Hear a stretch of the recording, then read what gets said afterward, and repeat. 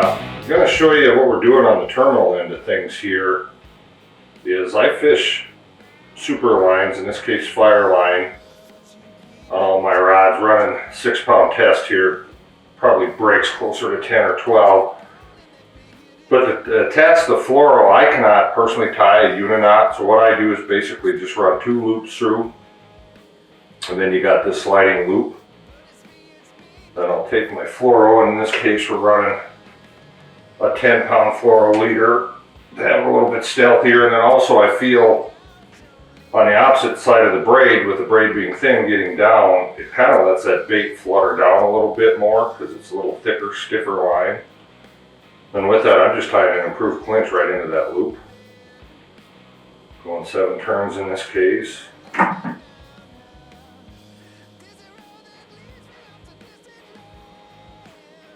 Once again, wetting that line down, which is key. Otherwise, you will end up with a friction heated section that will weaken the line.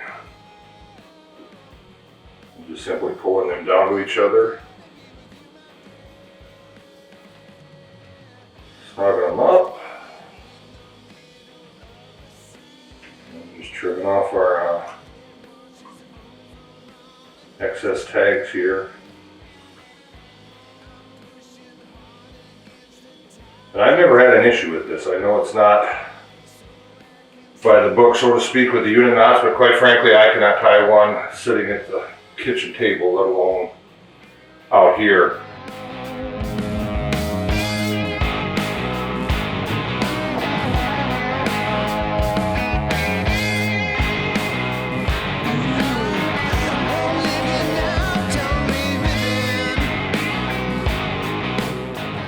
Appears to be a better fish, isn't it? Yeah.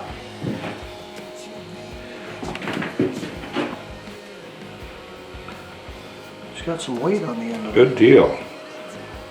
I'm experiencing a terribly tough bite here and just slowly pecking away at him. Yeah, that's it. Got him wrapped up and everything.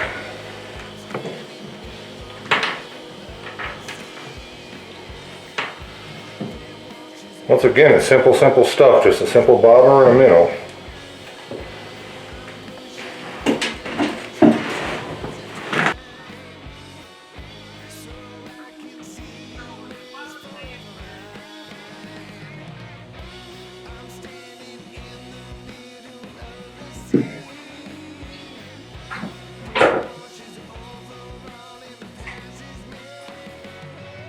Once again, this was just literally wiggling the treble right on the bottom there. And when they are finally committing, they are thumping it pretty darn good. Another thing I should probably allude to too is we're in 30 foot of water here.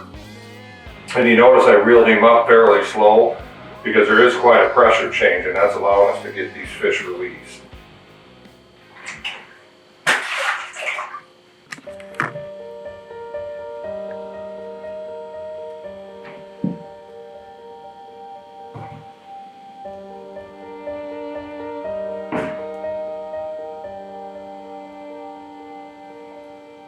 There we go.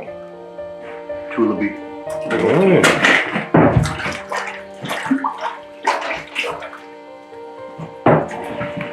Little multi-species action here. You come right off the bottom too? Yeah.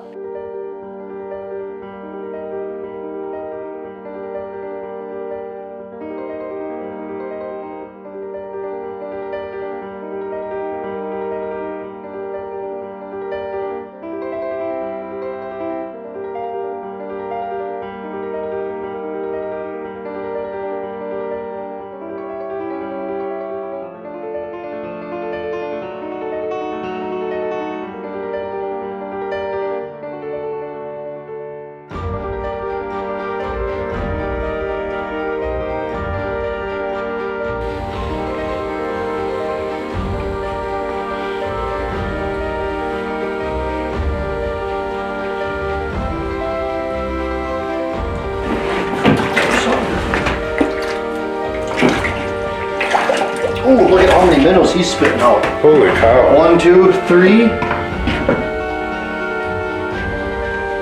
I made one observation here is it's slowly getting a little bit lighter. We've been terribly cloudy all day. Maybe that's the trigger here.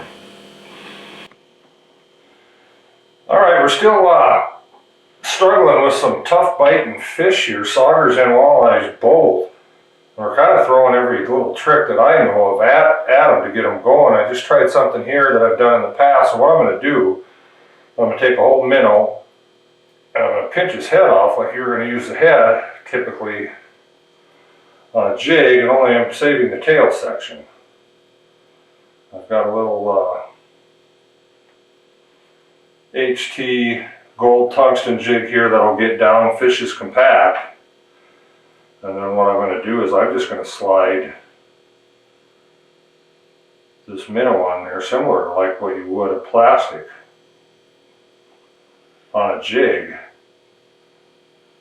Gets guts out of there, and then it's going to basically give it the profile of a minnow, but then I can control it.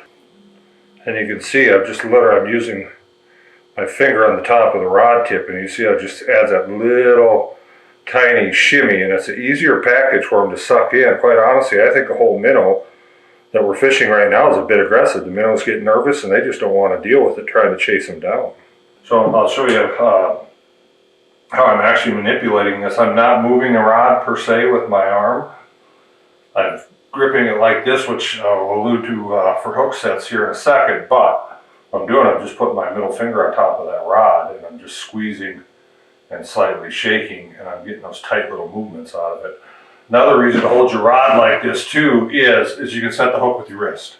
It's just that quick. Work this back down a bit. Because you got, especially in these real subtle bites, it's right there.